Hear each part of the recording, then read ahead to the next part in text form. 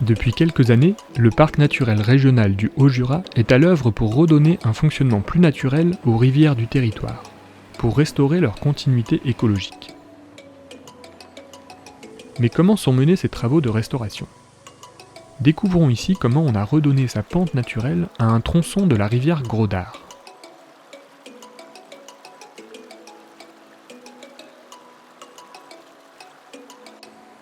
À la frontière des communes de Saint-Claude et Villars-Saint-Sauveur, la rivière Gros d'Ar se jette dans le Tacon.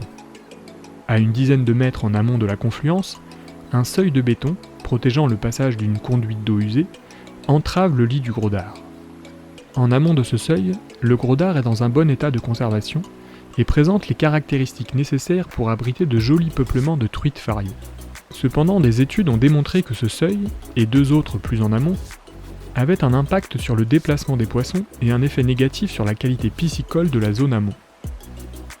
Intervenir sur ces seuils a donc été défini comme une priorité pour restaurer la circulation des poissons. D'autres investigations ont été menées pour définir quelle serait la meilleure solution technique pour permettre aux poissons de franchir plus aisément ces obstacles. Le retrait pur et simple du seuil et l'enfoncement de la conduite d'eau ont été envisagés. Mais cette solution aurait impliqué de remettre à niveau une grande partie du réseau d'eau usée, ce qui était totalement inenvisageable d'un point de vue économique. La solution alternative proposée était donc de reconstituer la pente naturelle de la rivière à l'aval du seuil, afin de constituer une sorte de rampe permettant aux poissons de pouvoir remonter la rivière. Pour y parvenir, la première solution technique qui avait été proposée était de construire 3 petits pré-barrages en béton en aval du gros seuil. L'idée étant de remonter la lame d'eau par petits paliers à la manière d'un escalier. Cependant, l'emploi du béton en rivière étant à éviter, c'est finalement une troisième solution, plus naturelle, qui a été retenue. Avant d'entamer les travaux, une pêche de sauvegarde a été réalisée. Puis plusieurs dizaines de mètres cubes de gros rochers ont été placés dans le lit de la rivière afin de constituer une armature solide à cette nouvelle rampe d'accès, appelée rampe de fond. Des sédiments de différentes tailles ont ensuite été ajoutés dans les interstices afin de reconstituer une pente naturelle d'environ 5%.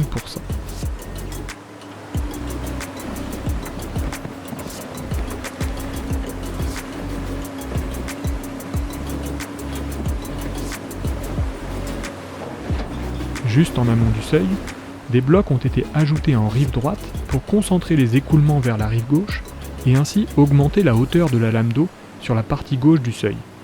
Ceci devant permettre d'augmenter encore un peu plus les chances de franchissement par les poissons, notamment lors des périodes de basse eau. La remise en état de cette portion est une réussite d'un point de vue paysager, puisque le seuil est devenu invisible et qu'il ne sera plus possible de faire la différence entre la zone de travaux et la portion naturelle située à l'amont.